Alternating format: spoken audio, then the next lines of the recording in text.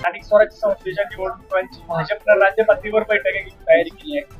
आपण जिल्ह्यात कशा प्रकारे तयारी सुरू आहे? महायुतीची काही एकत्र बैठक होणार आहे? महायुतीची एकत्र बैठक व्हावी याच्यासाठी मी आदरणीय पालकमंत्री शंभूराजे देसाई साहेबांना देखील येणाऱ्या काही दिवसांमध्ये विनंती करणार आहे. त्याबरोबरच राष्ट्रवादी अजितदादा गटाचे जे नेते आहेत आदरणीय मकरंद आबांशी देखील मी बोलणार आहे आणि या सगळ्यांशी बोलून संयुक्त बैठक करून एकत्रित तोडगा हा जिल्ह्यासाठी महायुतीचा निघतोय का याचा आम्ही अभ्यास करणार आहोत.